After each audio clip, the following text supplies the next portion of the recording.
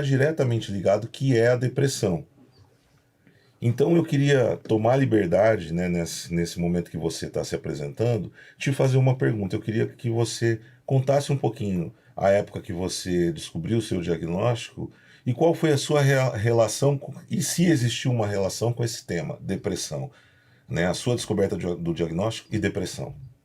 Sim, sim, existe uma relação direta, porque quando eu recebi o meu diagnóstico, eu já vinha de um quadro depressivo, desde a minha adolescência, então tem todo um contexto que eu conto em mais detalhes no meu livro, experiências na minha infância, experiências familiares que foram dolorosas, e eu já era uma pessoa que não tinha muita autoestima, né? Aliás, eu tinha zero autoestima, eu não sentia orgulho de mim mesma, eu vivia com culpas, com arrependimentos, conflitos emocionais que eu não soube digerir, e que em determinado momento, quando vem o diagnóstico, aquilo se intensifica.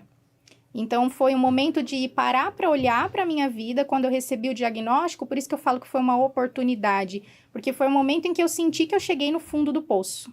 Só que quando a gente chega no fundo do poço, e hoje eu sempre afirmo isso com muita alegria, o fundo do poço ele é a maior oportunidade que a gente tem de transformação, porque eu falo que ele tem um trampolim ali, né? Quanto mais fundo você vai, mais alto você consegue Chegou no seguir. fundo do poço, você não tem mais para baixo para onde olhar, só olha para Exatamente, cima. você só pode olhar para cima. Então foi a minha oportunidade de parar para olhar para minha vida, entender essa minha baixa autoestima, essa falta de amor próprio que eu tinha por conta de coisas que eu não merecia passar, mas que eu acabei passando e não soube digerir.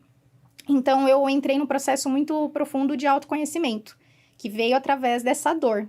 Aí que entra também o yoga, a meditação, esse processo de se autoconhecer, de se auto-observar. E eu curei a minha depressão através da prática do yoga e da meditação. Foi muito legal isso. Então, eu me encontrava nesse estado de depressão. Eu era obesa na época, eu pesava 23 quilos a mais.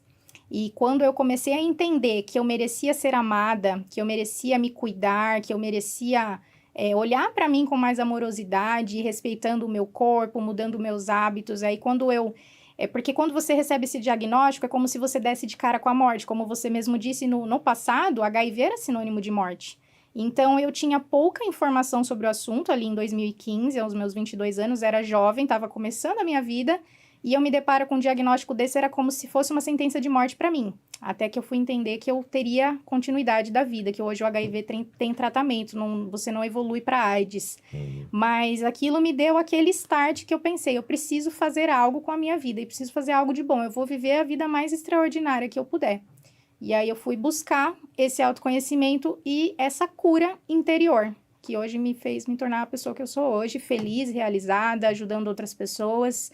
E a depressão é algo muito forte, porque quando a gente está no estado de depressão, a gente não consegue enxergar possibilidades boas na vida da gente. Então, a gente acaba se colocando em situações que talvez não sejam muito legais.